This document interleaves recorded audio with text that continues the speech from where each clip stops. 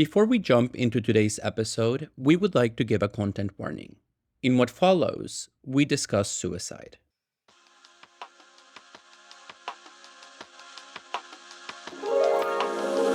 Hi, I'm David Peña-Guzmán. And I'm Ellie Anderson. Welcome to Overthink, The podcast where two friends who are also professors put philosophy in dialogue with the everyday.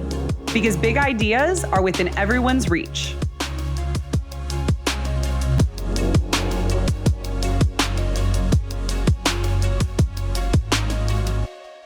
Hello, everyone. We are so excited to share with you the contents of today's episode. But before we do that, we have a very rare ask. Very rare. We are at almost 100 reviews. On Apple. Yes, on Apple. And we would love it if you would take a minute of your lovely time to write a review for us. A fair review, but preferably an amazing review. Yeah, no, 5 stars, please. We know that some of you don't listen to us on Apple. Spotify has recently introduced reviews. So if you listen to us on Spotify, please review us there. But if you don't have time for a review, you can also just give us a simple rating. Here's your moment. We're building it into the episode. Pull out your phone. Go to the app of choice. Go ahead, click on our show. You're probably already there because you're listening to it. Scroll down to the bottom and under ratings or reviews, please just hit this 5-star button. Oh,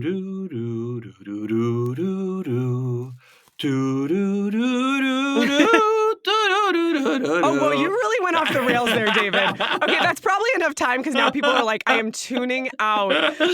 Thank you all. We appreciate you so much. We really want to keep Overthink going for as long as we possibly can. And yeah, reviews are really important for folks eyeing the show for the first time. And so we really appreciate your support. Hey, and if by the time you're listening to this episode, we have already well exceeded 100 reviews, please, please, please still do this. It means a lot to us. Yeah, because if by now you're still listening, chances are you kind of love us. Okay. We're launching into the content of today's episode, Anti-Natalism. Ellie, in 2019, there was a major controversy involving an Indian man by the name of Raphael Samuel, who very publicly made the claim that he intended to sue his parents for having committed the great injustice of, dun dun dun, having brought him into the world. Now, the case got a lot of attention because he says he loves his parents and has a perfectly good, healthy relationship with them. No. Yes, oh my God. But he believes that they violated his rights in some way by not getting his consent before having done the deed that brought him into the world. But how can you violate the rights of a non-being, right? Like, he only has rights in as much as he is a living human being. And so the very condition for the possibility of his saying that they violated him is that he's already born. So I suspect this is why the lawsuit probably never actually went anywhere, because I tried to follow the story after 2019 and I just couldn't find any information beyond that original moment where he announced to the world that he didn't want to exist and that he was suing his parents. So I suspect that this might be why it didn't get any legal traction. It's funny because in these cases where somebody says it would have been better if I didn't exist at all, I'm just kind of like, it often feels to me like they are imagining being a little unborn baby soul up in the universe somewhere and trying to decide, should I come down from my sweet womb of a heavenly resting place and be in the world or not? It's almost as if they're imagining themselves as potentially existent beings. Before existence. And potentially non-existent beings? Yeah, but to be a being means to be existent. It's almost like the Disney movie Soul, where there's all of these like unborn souls that live up in the sky somewhere. It's just like such a fantasy. So I don't disagree with you, but if I were to put on my hat representing this guy's philosophy, I suspect he would argue that his existence, just by virtue of the amount of suffering that he has endured, is already bad enough that it justifies the claim that he would have been better off not existing. With his wonderful, loving parents and the beautiful family life he had. I know. I love that he's like, I love you guys, but I'll see you in court. But, the funny thing is that we might want to think about this guy as a lone voice in the wilderness, a random guy with a random worldview trying to sue his parents for having given birth to him. But it seems as if his case reflects a growing view among certain corners of the population. And the reason that I say that is because one of the films that was nominated for the Oscars in 2018 is a movie called Kaepernium by the Lebanese director Nadine Labaki. And the movie tells a story of a young boy, a Syrian refugee child who is living in Lebanon, who has a very difficult life.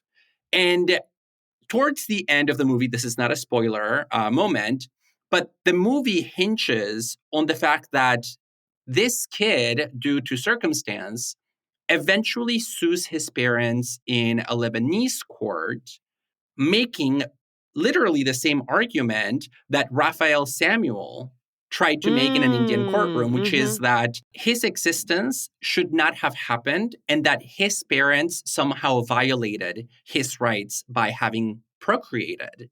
And so the kid not only sues his parents for having given birth to him, but also argues that they should be prevented from having any other kids in the future. Widespread attention to the problems of procreating are definitely having a moment. And in philosophy, this position that being born means to be harmed is what's known as anti-natalism, which we'll be talking about a lot throughout the episode today. One of the reasons that anti-natalism has become so popular, I think, too, is because of climate, right? Yeah. A lot of people are really concerned about climate change. In fact, there was a study showing that 1 in 4 childless adults in the United States cited climate change as a factor in why they don't currently have children. Although I did recently see a meme that people might be rethinking this now that Rihanna is pregnant. Oh my God, yeah. And that Rihanna's pregnancy is the death knell of anti-natalism. But then I think you can either be on the Rihanna side or you can be on the Miley Cyrus side, because Miley Cyrus said in an interview that until I feel like my kid would live on an earth with fish in the water, I'm not bringing in another person to deal with that. So Miley Cyrus is on the anti-natalist side of things due to climate change. I love that the polls for our political imagination are always celebrities. So it seems like when it comes to the ethics of procreation, we have to choose between our Miley Cyrus commitments and our Rihanna commitments. I mean, I think I prefer Rihanna, but in this particular case, I might side I definitely with... prefer Rihanna. Well, but in this particular case, I might actually go in the other direction. But you're right that Rihanna's pregnancy has changed discourse around procreation and around pregnancy. Yeah, on the one hand, you have rampant economic insecurity, climate destruction, imminent political turmoil in many places of the world, if not already existing political turmoil. And then on the other side, you have, Rihanna's having a baby. Let's be like Rihanna and bring more children into the world.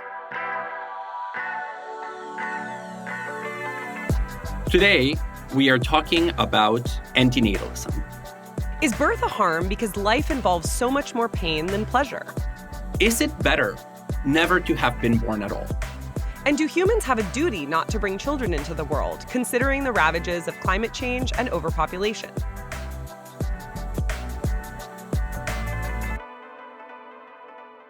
David, where are you on the Raphael Samuel scale? Do you feel like you were harmed by being born? I don't know that I was harmed by being born, but I feel like maybe other people were harmed by my being born. The first among them being my mother, definitely. Poor Lydia. And also I can speak personally to being harmed by your existence. I do what I can. I am very, very glad you were born. Let's think about why somebody might think that you were harmed in being born. Let's. Regardless of whether or not you harmed your mother. So a basic articulation of an anti-natalist position would be as follows. Being alive means feeling pain. There is no way to avoid pain by coming into existence. And pain is a harm that we would otherwise not experience, right? If I didn't exist, I wouldn't experience anything at all, and pain would be one of those things that I didn't experience. Wouldn't it be better not to experience pain than to experience pain? If you agree with that, you will agree that existence is a harm. And it's not just a harm, but it's actually a very serious harm. Yeah, that is a good description of the at times convoluted logic, I think, of antinatalist arguments. But I want to know, Ellie, whether you buy that argument that you just presented. Do you feel as if birth is not just a harm, but a serious harm? No, I don't feel that way. I've been describing the view of philosopher David Benitar, who is the most famous proponent of antinatalism. Antinatalism, simply put, is the theory that it would be better never to have been born. At all. Period. Yeah, that's the title of his book. Yes. So Benatar's position can be counterintuitive. And in the past, when I've taught his material to my students, they have really strong reactions against it, right? They're like, no, that doesn't sound right to me. That doesn't square off with my view of existence and the value of existence. But then as you start digging into the details of his claims, one of his core arguments, which then many of my students assent to, is that in general, there is more badness than goodness in living. So life is generally Mm. like more crappy than enjoyable. So he's drawing a very counterintuitive conclusion, but showing you that it's based on intuitive premises. And one of the ways that he does that is by talking about the pain pleasure calculus of existence. And in short, his argument is that on the grand scale of things, pain outweighs pleasure in each of our lives. And he gives two different arguments for this. One is that it just lasts longer, right? Most of us will experience really amazing moments of pleasure and ecstasy, but they never last as long as moments of pain, despair, deep suffering. So if you just add up the amount of time that you are down rather than up, there is a clear imbalance between the two. And beyond just temporality, there's also the question of the intensity of the experiences in question, right? Even when I am at the highest of heights, that's never quite as intense as my lowest low. So when I am in the throng of grief or pain or depression, the negativity of that experience is more negative than the positivity of my most positive experiences, if that makes sense. Yeah, the way that I was taught this as an intro to psych student in undergrad was that 5 positive things even out to 1 negative thing. And so you could get like 5 really positive YouTube comments, but then 1 negative one will cancel them all out. And so you would need 6 to every one in order for there to be like a slightly positive balance in your life. And I also think we can find a number of arguments to this effect throughout the history of philosophy. There are certain precursors to Benitar's arguments in the 19th century philosophy of Arthur Schopenhauer, who's sort of an antinatalist before antinatalism is a term. And Schopenhauer says that misfortune is the general rule of our lives because well-being is negative and pain is positive. And what he means by that is, in terms of negative and positive, we're not talking about bad and good. We're talking about the absence of something and the presence of something else. Yeah, whether you notice it or not. Is that right? Yes. So think about when your shoes fit perfectly. Mm-hmm. When your shoes fit perfectly, you're not noticing them throughout the day, right? The whole point of a shoe fitting perfectly is that the shoe can get out of your range of conscious awareness. But when you have a slight pinch in your shoe, maybe it's a little too tight, suddenly all you can think about is how your foot hurts. And so Schopenhauer says that this is actually how we experience life in general. When we are in a state of well-being, we don't notice that. We don't appreciate it. But we do notice when something is slightly amiss. Pain has a presence in our life, whereas well-being is simply an absence of pain. Yeah, it has a normative power that well-being doesn't. And this is an argument that the French historian of medicine, Georges Canguilhem, makes in connection to health. More generally, he says, look, when we're healthy, we are not aware of being healthy. But the moment that disease or pain or illness enters into our lives, it crowds our mental and experiential space, and we can think about nothing but that. And he has this really nice definition where he says, health is the silence of the organs. It's an absence. Oh, the silence of the organs as a way of describing health. That's so good. Yeah, my organs right now are screaming, by the way. So I am very much... You did too many squats. Maybe that's right. For our listeners, I confess to Ellie that I did way too many squats and I'm very uncomfortable at the moment. Dude did 600 squats yesterday, Oh, which is something I cannot even imagine. the organs are not quiet at the moment. Yes, they are yelling and squealing. Potentially, they will be quieter in the long term because of your exercise. Who knows? But yeah, I mean, Schopenhauer really draws from this point about the negative nature of pleasure and the positive nature of pain, that because existence is mostly made up of frustration and pain, our best moments in life are when we come as close as possible to non-existence. So he says, people tend to be happiest when they're on the brink of falling asleep, and the least happy when they wake up. It's like, because when you're about to fall asleep, you're about to be non-existent. And then when you wake up, it's like, oh shit, a day of existence awaits me. oh, wow. I kind of love that, even though I'm not sure that I agree. Yeah, I definitely don't agree. Yeah, I want to believe that I've been happier than when I just like pass out at You're night. about to fall asleep. I have to say that there is an aspect of antinatalist philosophy that speaks to me.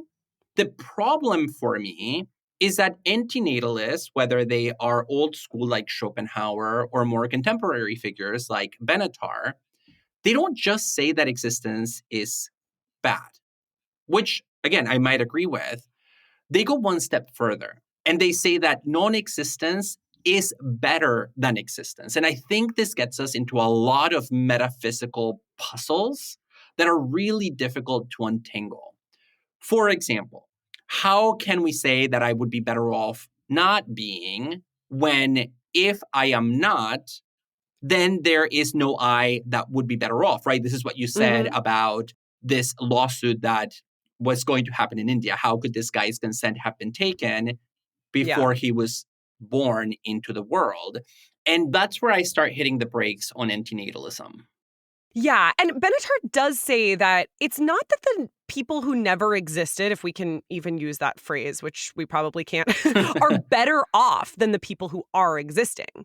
But he's saying that among those people who exist, existence is bad for them. And once we say this, we can say that never coming into existence is better. A lot of this trades on what Benitar calls the asymmetry argument. And his view is basically as follows. So I, Ellie Anderson, currently exist. I'm alive, coming at you over your airwaves. And because I exist, I have both the presence of pain and the presence of pleasure. The presence of pain is bad, right? I woke up this morning with a nervous stomach ache because I have a lot on my plate this week. The presence of pleasure, though, is good. I had some delicious coffee this morning, made myself some nice chia pudding for breakfast. Fun, wonderful, good. So both pain exists in my life and pleasure exists in my life. Presence of pain, bad. Presence of pleasure, good. But let's say that there's a non-existent. And like I said, it's really hard to describe this because we can't talk about a non-existent being. So you're about to say, imagine that there's a non-existent Ellie in this non-existent realm. Let's say non-Ellie. Great. What's non-Ellie up to? Okay, so non-Ellie has an absence of pain, right? Non-Ellie doesn't exist, so they don't experience any pain. Not experiencing pain is good. But non-Ellie also doesn't experience pleasure.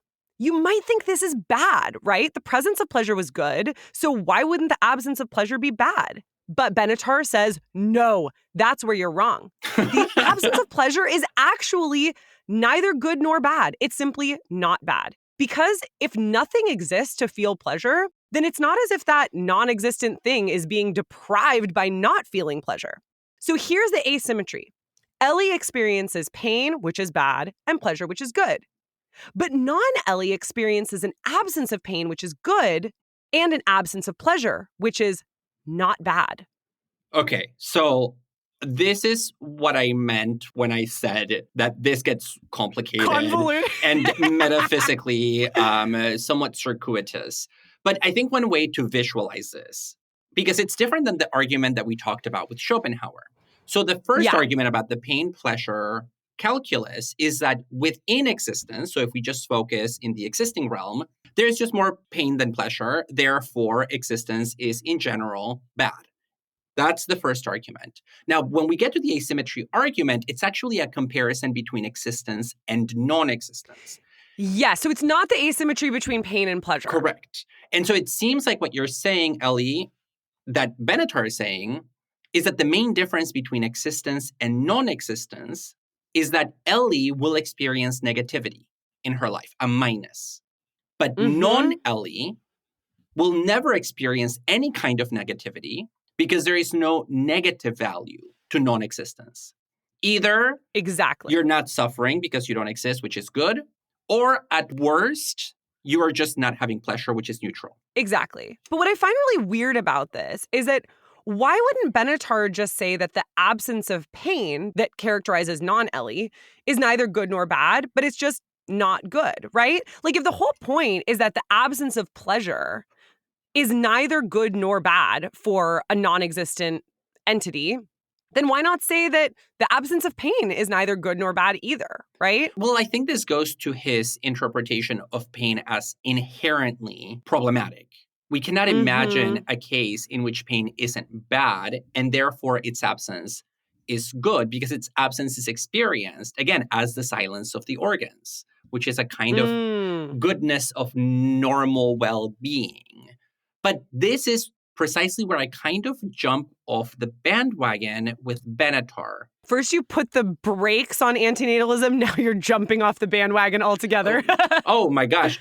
Have you met me? I am basically a wagon of confusing mixed metaphors. But if we go back to Schopenhauer, Schopenhauer makes this claim that pain is just terrible, and that's why existence is not worth it.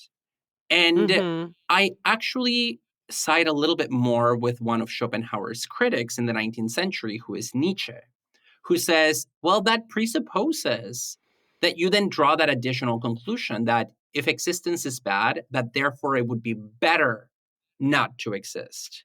And Nietzsche says, no, even if there's a lot of negative stuff in existence, you can still whip up something positive out of it, even if pain never actually goes away. So I just think that Benitar gives too much weight to this differentiation between pain bad, absence of pain good. To me, that's just too simplistic. Yeah, I agree, in part because I think when we're talking about what is good or bad, we have to have a human calculus already in mind. And we have to have somebody in mind for whom something is either good or bad. So this is where I worry that we're kind of positing accidentally some unborn non-Ellie soul up in the universe somewhere. Because I just don't think it really makes sense to talk about pain or pleasure outside of existence at all, right? We already have to have an existing being for whom something is good or bad in order to talk about what's good, bad, better, or worse. And the philosopher Elizabeth Harman claims that Benitar's asymmetry argument has a problem of conflating impersonal goodness, just like this abstract notion of goodness in general, with goodness for a person, right? And that's what I'm really interested in. I think goodness, when we're talking in terms of morality, has to be goodness for a person, ultimately. Well, and I like this distinction between goodness in the abstract versus goodness for a particular individual, because when we think about pain, I think we also have to think about the fact that the valuation of pain is not universal and invariant, even in existence. Right? So if we think about cultural variation and more importantly, historical variation, we can imagine a lot of scenarios in which for an individual, pain that might be bad in the abstract is actually good. Right? So people can reinterpret the value of pain in ways that I don't think Benitar does justice to. And here we can think about any example of a historical or cultural practice that hinges on the value of pain. So think about, I don't know, your BDSM practices where there is value to experiences of pain. Think about autoflagellation practices in religious communities where you attain a kind of good through pain, which for Benitar would just not make any sense. So my point here is that pain might be bad when you talk about it in universal, invariant, disembodied, decontextualized terms, but when you localize it in particular forms of life, it can actually cross over onto the positive side of that calculus. Yeah, not to mention that there are also different ways of thinking about the value of life that go beyond pleasure and pain Yeah. as the two polarizing values, which I want to talk about a little bit more later. I also think just in general, I really do agree with the idea that Benitar's asymmetry argument doesn't work because the absence of pain should be considered as neither good nor bad, in the same way that the absence of pleasure is considered neither good nor bad. I think it's weird that he's like, the absence of pain is good for this non-existent non-being. And I'd had this sort of feeling about anti-natalism for quite some time, but there was always something about it I couldn't put my finger on. And then there's a guy named Thaddeus Metz who has articulated precisely this objection to Benitar. And in reading that argument, I was like, oh, yes, this makes sense. What Benitar is getting wrong is that he is assuming that the absence of pain is a good thing for the non-existent being, whereas really it's just kind of like neutral or not bad. Yeah, you just want to say that in the non-existent realm, there is no good or bad. Everything is just neutral because nothing exists. That's your view. Yeah, non-existent realm doesn't exist. Not even a realm. Yeah, I agree with you that valuing the non-existent from the perspective of the existent is a kind of leap that is philosophically problematic.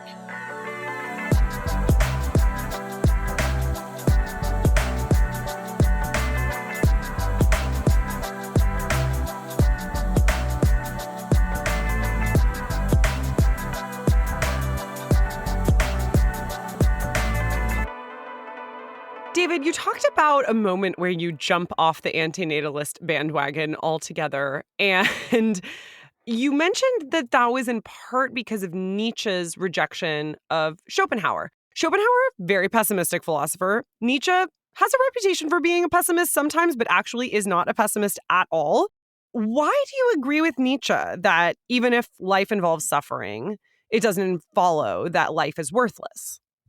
Because I buy Nietzsche's argument in his book, The Birth of Tragedy, that even if there is a lot of suffering in existence, all the way to the point of reaching the conclusion that existence is meaningless, that doesn't quite mean that our existence in this world, unideal as it may be, cannot be somehow justified through human action. So in this book, Nietzsche says, look, we have forgotten just how meaningless life is. And he cites the mythical figure Silenus, who famously said to the ancient Greeks that the best thing that a human can do is to never have been born. And then that the second best thing that a human can do is basically kill themselves. And Nietzsche says, I think Silenus is right, that existence is an abyss in which you can find no foundation. There is no bedrock that will secure meaning and value for the life that you have. Nonetheless, and this is why he writes extensively about ancient Greek tragedy and music, we can justify existence through music, through art, and even through mythology. He says existence can only be justified aesthetically, i.e., through art.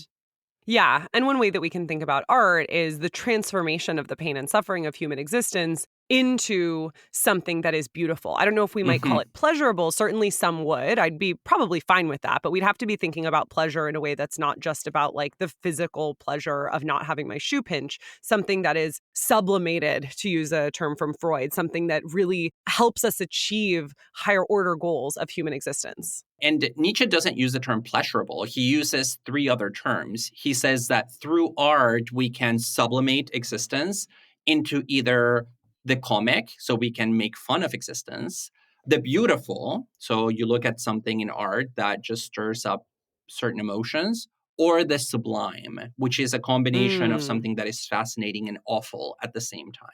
So it's not that existence suddenly becomes pleasurable. It's just that it can be comic, beautiful, and sublime, arguably all at the same time.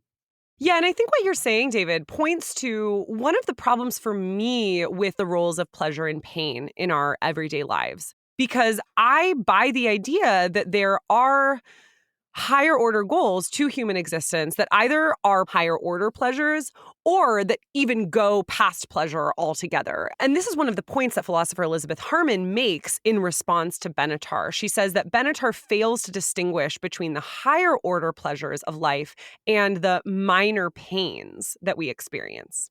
So can you give me an example of what for Harman would be a high order pleasure that cancels out a lot of tiny little pains? Because of my profession, one of the things that immediately comes to mind for me is the writing process. Let's say writing a book. Writing a book involves all kinds of everyday minor pains.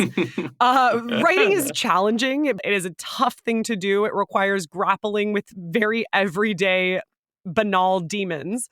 But ultimately, the finished product of having written a book, I think, makes those pains worth it for a lot of people.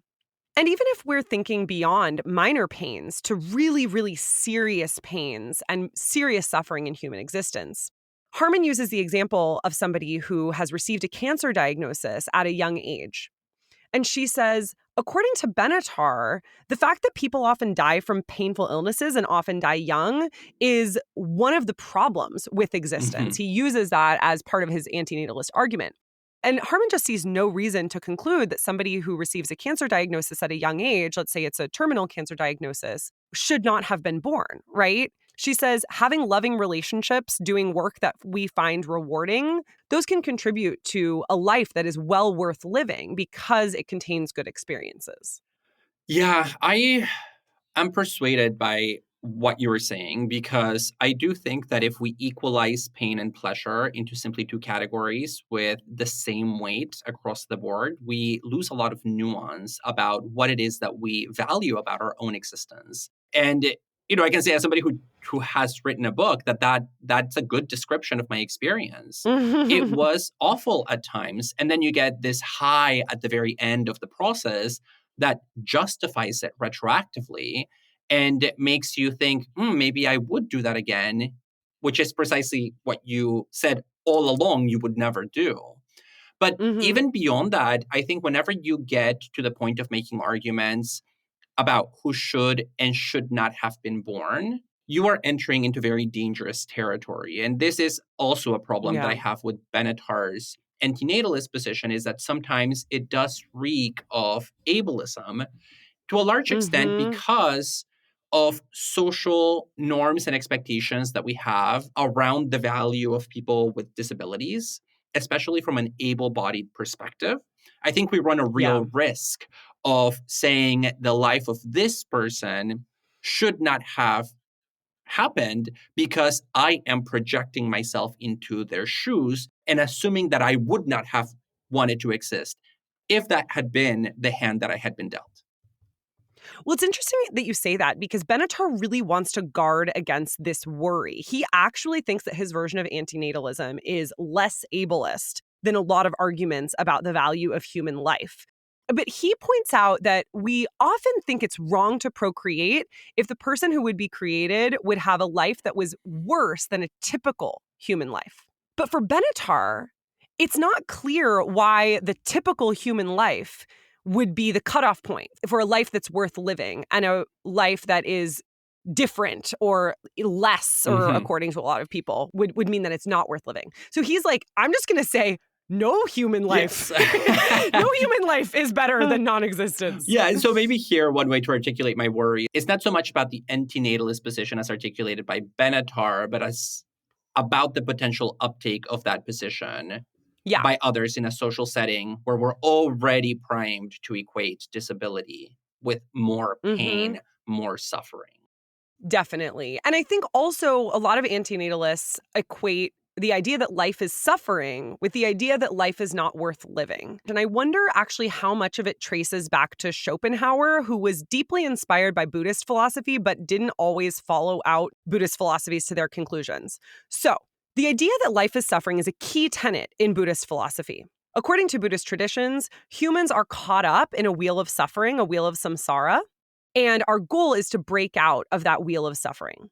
But Buddhist philosophy does not reach antinatalist conclusions. The way to get out of the wheel of suffering is not by not being born at all. In fact, Buddhists see birth as a good because it's only by being born that we are able to reach the point of enlightenment, to reach the point of getting out of the wheel of suffering.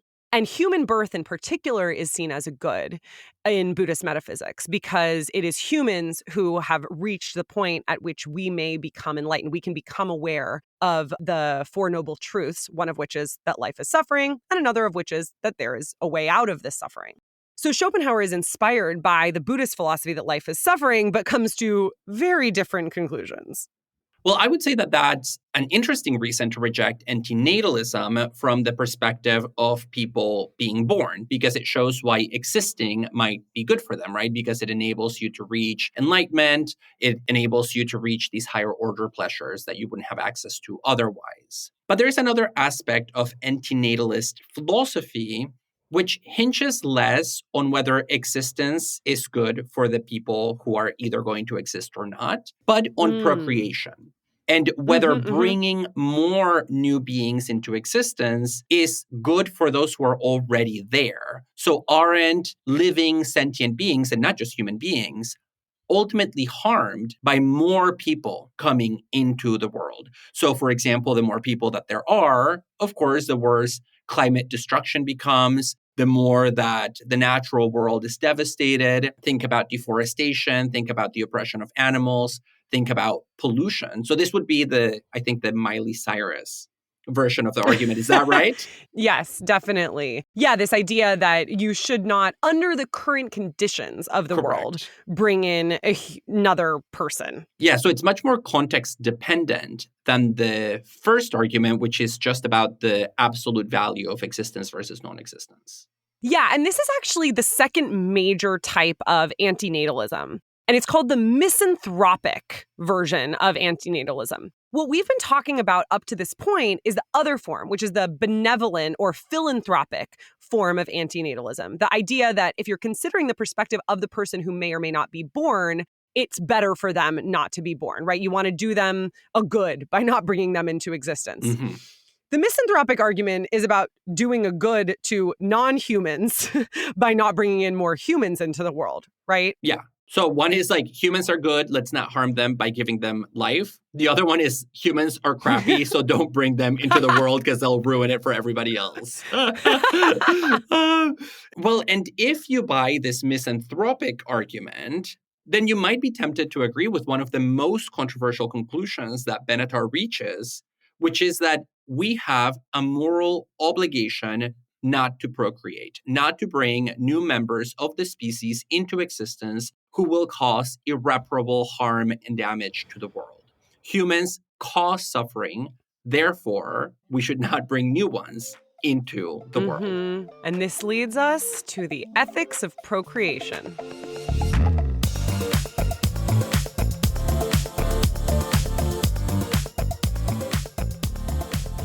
Enjoying this episode? Please rate and review us on Apple Podcasts, Spotify, or wherever you listen to your podcasts. You can also connect with us and other listeners on Facebook and Instagram.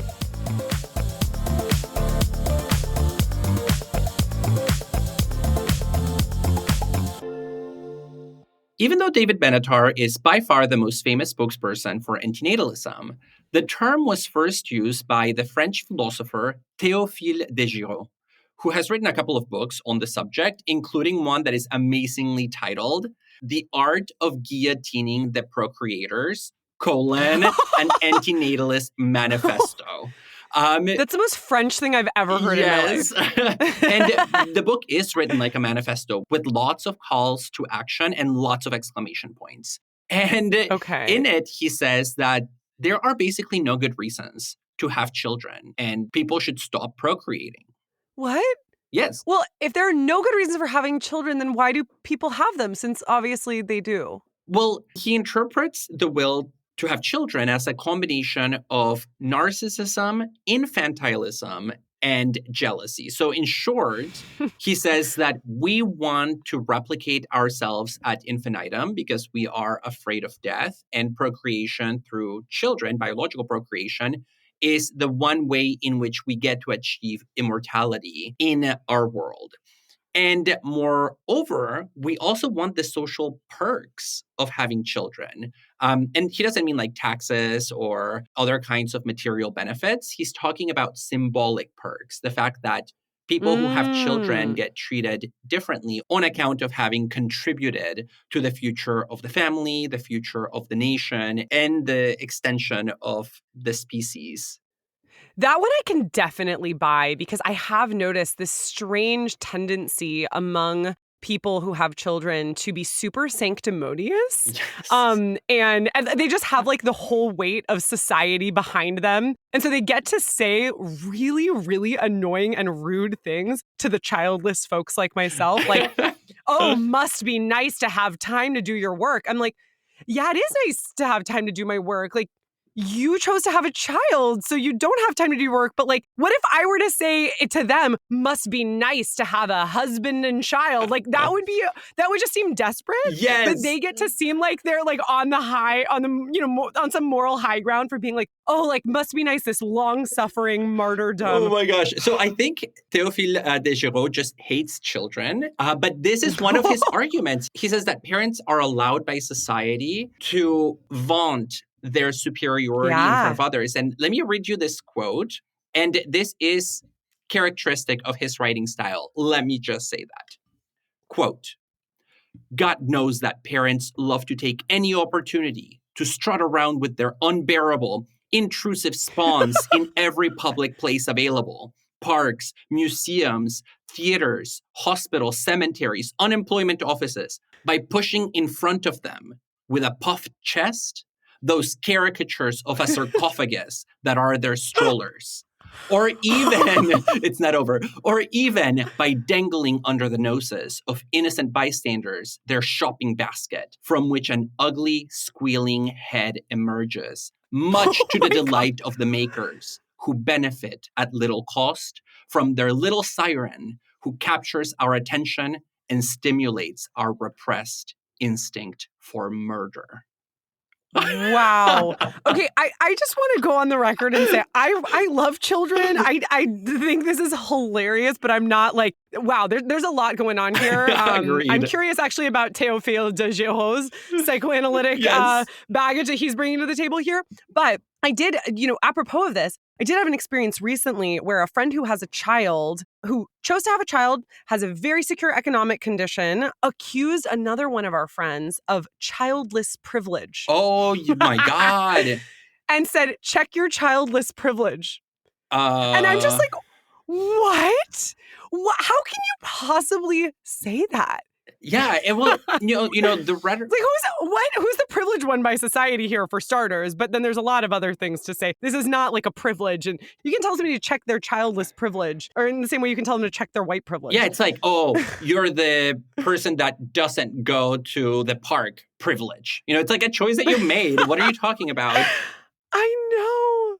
But let me say that even though Desgiraud's rhetoric can be bombastic and sometimes even a little bit off-putting, he does reach this conclusion that we should refrain from having children because there are no good reasons for procreation. Because all reasons that people give for having children ultimately reflect this fear of death, this desire to replicate the self, and a desire to accumulate material and symbolic benefits in society.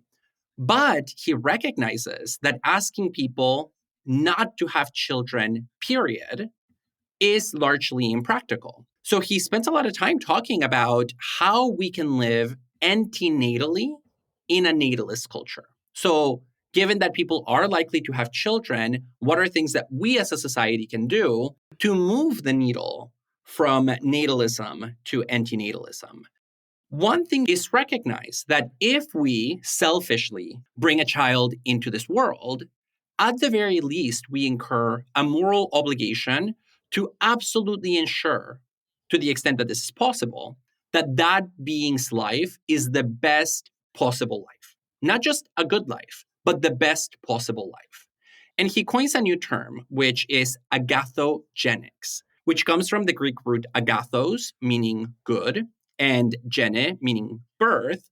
And he says Agathogenix is different from another term that has a similar etymology, which is eugenics, which has a very different meaning for him. Yes, so he's like, I'm not talking about eugenics at all. Because eugenics is about deciding who is and who is not good enough to be born, right? Who's worthy of being. But Agathogenix is about ensuring that whoever is born, independently of who they are, has the best possible life that we can give them. And that means that we have to really raise the bar on procreation and parenting. And we need to pass laws that protect children from non-ideal situations. So he has a lot of practical recommendations. He says, if you're going to be a parent, you need to go through formal education. Maybe you need a couple of years of college to study child development, child care, child nutrition. So just like you need to pass a test for a driver's license, he says you should pass some formal requirement before you're allowed to have children. He also says that people who are prospective parents should have to go to psychoanalysis because one of the problems, and I don't disagree with this point. Just when I thought he couldn't get any more French. I know, but he says one of the problems is that parents, without realizing it, replicate a lot of their childhood trauma through their own children because their parenting style ends up being ultimately an unconscious critique of the parenting style of their parents, right? Like, I won't do what my daddy did, or I won't do what my mother did.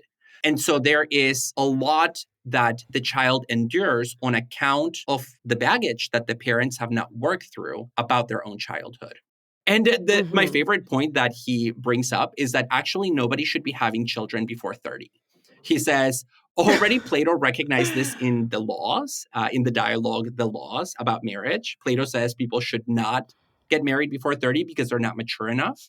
And he says, what? Yeah. Wait, really? Like what was the life expectancy at that point in the age of fertility? That's shocking to me. Well, I think people lived into their 50s, definitely. And but this is also Plato's recommendation, right?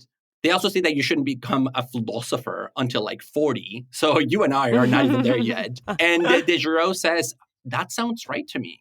If you're a 20-something-year-old, you probably shouldn't be having kids yet. Okay. Yeah. I'm really resisting the urge to like pull an ad hominem attack on Diderot right now because he just sounds like so freaking toxic. But no, that's not fair. I know it's not fair. That's why I'm trying to find some more philosophical reasons to reject what he's saying. So I was really interested when you said that for him, we need to pass laws that protect children from non-ideal situations, because where my mind went was, oh, great. Diderot is suggesting social protections and a wider social safety net for parents so that there's not as much of a responsibility on the nuclear family system, on one or two parents, right? Because for me, a huge part of the problem with parenting in our society is just how much pressure it puts on the individual parents. But then once you actually described all of the things that Diderot thinks the laws should pertain to, they're all about individual parents. The parents need to go through formal education. The parents need to undergo psychoanalysis. The parents need to be 30 years of age or more. And for one, I think that's really, really a bad solution because it's ultimately keeping the nuclear family structure of the privatization of parenting in place, but now just saying that we should also persecute parents if they don't live up to this. And I also think that there's very much a gender asymmetry that is behind this because people who give birth are often more fertile before they're the age of 30. And, who are we talking about? Like when we say not before 30 and make it seem like that's just a universal claim, but it actually pertains more to one side of the population than another. And that's not to say that men's fertility also isn't an issue or, people who have semen, not always men. People who have semen. That's like a very weird way of putting it. But still, I think hopefully you get what I'm saying, which is just that this is a claim that has been leveled against anti-natalism from feminists, is that a lot of times anti-natalist arguments end up really putting a lot more pressure on people who have ovaries and wombs, who for the most part are women. Yeah, so I think the argument about 30 definitely is susceptible to this argument. The claim about formal education and undergoing psychoanalysis, he's clear that he means this for parents independently of their sex or gendered identity. But it's still presumably within a nuclear family structure where he's imagining a two-parent system. Maybe he's recognizing the prevalence of single parenthood, especially single motherhood. But if he's not, like, I'm not getting the vibe. I want like communal parenting situations myself and a really strong social safety net by the state. Well, yes, but here we have to think about the context in which he's writing, right? He's writing in a French context where there are those social networks to a much larger extent than they are in the US. So he takes it for granted that there should be state-funded child care facilities, pretty significant maternity and paternity leave for new parents who are bringing a child into the world. What he is saying is that those safety nets that we currently have are not enough because they don't recognize the psychological and, in fact, existential significance of bringing a child into the world. So he's not undercutting them as much as adding on top of them. But to my knowledge, he doesn't require that that be a nuclear family. It's just that that's the form that it culturally takes and has taken for some time recently. Yeah, but psychoanalysis itself as a practice is rooted in nuclear family systems. But I also think, take the nutrition point. He says that parents should have education in children's nutrition. I actually think that that's a pretty cool idea. But why not also say cities need to have accessible and healthy, affordable food, you know, so that we don't have food deserts? Because what are 2 years of nutrition education going to do for parents who live in a food desert? Yeah, of course. And I guess my point here is that he is not in favor of austerity measures about parenting or privatizing it. Again, because he's coming out of that largely socialist French context. But maybe he should devote more time to specifying the ways in which we could break down the nuclear family. I want to jump back to the gender point for a moment, though, because I was having a conversation recently with friend of the podcast, Jessica Locke, who said that part of the problem with anti-natalist arguments for her is that they end up looking a lot like the conservative argument about policing women's bodies through anti-abortion laws. So the conservative position would be that women have a duty to give birth. The anti-natalist position would be people have a duty not to give birth. Okay. But then there's a hidden premise in that claim, which is that who are the people who give birth? By and large, it's women. And so the anti-natalist position ends up looking like women have a duty not to give birth, which is the obverse of the conservative position that women do have a duty to give birth. Okay, so two different thoughts come to mind here for me. The first one is that Diderot talks about this argument in his book on guillotining the procreators, and he says that, in fact, they're guillotining women. No, and he says that, in fact, his brand of antinatalism grows out of feminist critiques of reproduction in the 20th century and the central feminist premise that women have zero duties to have children. Of course, then it takes a turn towards a negative duty. But yeah, because it's one thing to say you don't have a duty to have children. It's another thing to say you have a duty not to have children. Yeah, but that's where I think we need to be careful about the term that we use for that negative duty, because it's not that people have a duty not to give birth, because then that does gender it in a particular way. The argument, and that's contained already in the title, is that people have a duty not to procreate. And it's not just typically women who procreate.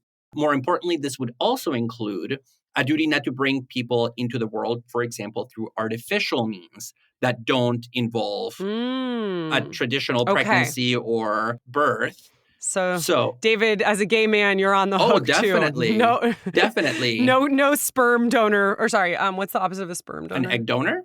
A sperm receiver? No egg donor for you. I just said sperm receiver. That is not at all the kind of opposite you were looking for. But no, so the category here is procreation rather than parturition. And I think we need to be careful there because it does make the gender politics a little bit more different. Wait, what is parturition? Parturition, like the act of giving birth. Oh. The physical act. Literally never heard that in my life. My mom was a doula. She helped women give birth, and I have not even heard that term. Yeah, so doulas are parturition experts. Whoa, okay. Well, and I do think that is interesting, David, because I will say when we're thinking about abortion arguments, I am not of the mind that the whole story is my body, my choice. I think it's very, very important for people who can give birth, most of whom are women, but not all of whom are women, to be able to have choices about their own bodies. But I also think that like it's important for us to have a view of childbearing that does not put all of the onus just on the person who is either able to give birth or not give birth. So I do think that that's interesting to sort of widen it out to the procreation part rather than just giving birth. Yeah, because the problem is not the physical act, the biological reality of birth. It's actually the act of engendering a new being. And in fact, Desjardins refers to human beings in general as us, the forcefully engendered. But I also think when Desjardins talks about the importance of parenting and giving a child not just a good life, but the best possible life, there are implicit gendered assumptions there too, because who are the people, by and large, who are giving children good lives? It tends to be women. Yeah, and I think there is an anti-natalist argument as to why that's wrong. Because that imbalance in the gender distribution of parenting duties. He thinks that we should. Yeah, but he thinks that we should, if we are going to bring children in the world, give them the best possible lives. Yes, and right? I think one possible reading is that when men don't step up to the plate, that's a major problem. Because then it creates an unideal situation for the child. But again, this is the difference between the argument and its social uptake. Now, I agree with you that thinking about the cultural context is important. And one of the arguments that Desjardins makes that really caught my eye is his argument that we don't just need to pass laws to make the lives of whichever children are going to be born better and more ideal, whether that's at the individual level or with the help of the government. He says we actually need a cultural revolution around the very meaning of fertility itself. And in short, we need to reevaluate what we think about barrenness, about childless privilege, what you call childless privilege. No. Let's not make that a thing. I know. But Desjardins says, in no uncertain terms, we need to learn to cheer for and maybe even glorify people who choose not to have children. If you want to add value to existence, he says, you ought to sublimate, to use a term that you already used from Freud, you ought to sublimate your sexual energy into a kind of symbolic birthing or symbolic procreation rather than literal procreation. So instead of having literal babies, why don't you generate something that adds meaning to the world that is not a living being? Like write a book, create art, engage in activism, build up that sense of community that, Ellie, you say is missing from our approach to parenting. Give birth to something that is not going to suffer. I love that. I was just at a wedding this past weekend, and sometimes people assume that I'm not into weddings because as a feminist philosopher, I often critique norms of heterosexual romantic love and marriage. But I actually love weddings, and I think they're great. And I'm going to a baby shower next weekend, and I'm in between a wedding and a baby shower. And I was telling my partner last night, I was like, you know what? I just wish we had more things like this. I'm not about getting rid of weddings and baby showers. I'm about also having a party for getting a new job or also having a party for another kind of relationship. Let's celebrate a friendship with an exchange of vows. An article shower. Celebrate a birth. Celebrate a birth of a new book. Yes, an article shower. Yes, I would invite you and I would expect all my friends to give me gifts. And actually, Desjardins says that this new movement that seeks to reimagine the value of fertility versus barrenness already has a heroine or an idol. And that's Athena, who is the Greek goddess of war, who was born to Zeus, but who herself refused to bear any children. Nonetheless, Athena created a lot of cultural value and significance for the Greeks. And in his really awful prose at times, he says, Athena, quote, initiates us to the idea that true fertility is that of the soul and not that of the crotch, end quote. Well, Athena herself wasn't even born through a crotch. She was born straight out of Zeus's head. Yes. Yeah. I actually played Athena in a high school play. I thought I was so cool. I got to wear this all gold outfit. So I just want to personally thank my parents for giving birth to me so I could play the role of Athena. One of the higher order pleasures in existence Absolutely. That justify being in the world. Well, and in that case, I guess our hand is forced and we need to become Team Miley rather than Team Rihanna.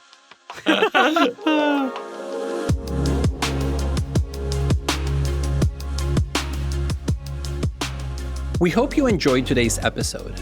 Please rate and review us on Apple Podcasts, Spotify, or wherever you listen to your podcasts.